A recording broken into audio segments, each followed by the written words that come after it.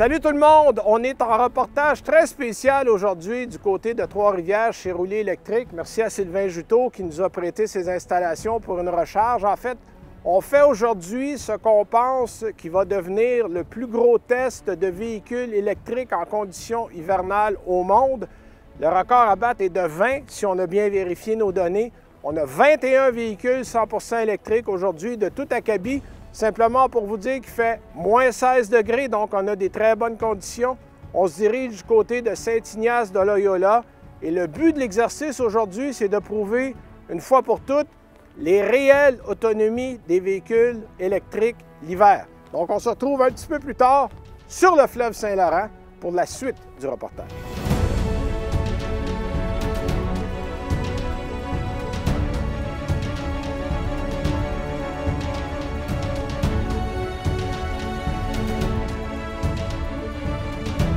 Bon, bien là, maintenant, on est exactement sur le fleuve Saint-Laurent. Je suis en compagnie de Daniel Breton de Mobilité électrique Canada. Ouais. Merci d'être là, Daniel. Là, parle-nous un peu. On voit derrière, là, tu le vois, là, village de pêche, motoneige. On est en pleine activité d'hiver. Ouais. On a les 21 véhicules qu'on voit là, derrière nous. Qu'est-ce qu'on a comme véhicule aujourd'hui avec nous? Écoute, on a été chercher une large sélection de véhicules électriques, 100% électriques de tout type. Donc, si tu jettes un coup d'œil, on a Hyundai Ioniq 5, la toute nouvelle Ioniq 5, Oui. Kia Niro, Tesla Model S Plaid, le modèle haute performance, là. Hyundai Kona, Tesla Model 3, Kia Soul, Volkswagen ID4, 2 roues, traction intégrale, Bolt EUV, Bolt EV, Polestar 2, Audi e-tron, Ouais. Mustang Mach-E, évidemment, la Volvo XC40 Recharge, exact. Jaguar Exact, I-Pace. I-Pace, donc 21 véhicules. Et là, évidemment, on est parti ce matin, tout le monde, on a chargé de nuit, dehors, et tout le monde part avec 97 à 100 de charge pleine. Exactement. Et on a noté ce qu'on avait comme kilométrage au départ. Initial. Autonomie initiale. Exact. Et là, ce qu'on va faire tout à l'heure, c'est qu'on va noter autonomie restante, kilométrage restant, pour voir s'il y a une disparité entre les deux. Exact. Pour pouvoir tester vraiment ce qu'on a perdu Ouais. et surtout ce que le constructeur annonce versus ce qui reste.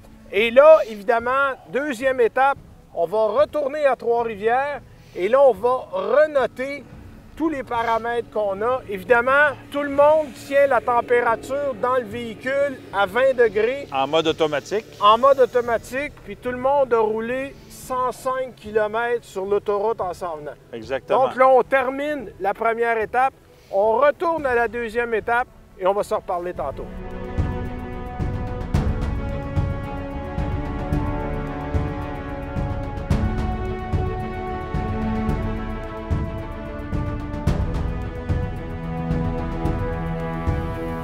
Bon, bien, Daniel, on est revenu de faire notre tour sur le fleuve Saint-Laurent. Évidemment, après un certain temps, il faut recharger parce que c'est un aspect souvent qu'on néglige du côté des gens qui achètent des véhicules électriques. Ce qui est important, c'est qu'on a envoyé les gens sur différents réseaux. Explique-nous ça un peu.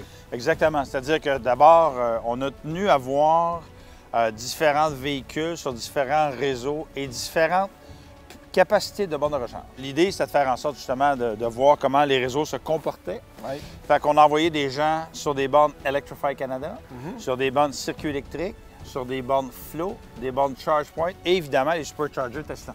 Exact. Et on s'est rendu compte que les prix varient pas mal. Beaucoup. Et ça m'a un peu surpris. Ouais. Il y en a qui ont payé jusqu'à 23 $ pour leur recharge aujourd'hui. Exactement. Ça, on va donner des détails, évidemment, dans les résultats finaux.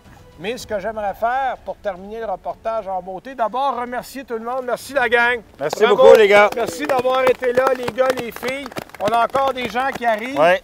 Merci aux organisateurs. On va les nommer. Je te laisse aller, Daniel. Oui, bien, merci beaucoup à Jean Gariepi de Bectrol. Ouais. Merci beaucoup à l'AVEC avec Martin Archambault qui les représente. Évidemment, Sylvain Juteau, on est chez Roulis Électrique. Ben oui. On est chez eux. Merci beaucoup pour ton hospitalité. Puis Daniel, évidemment, merci.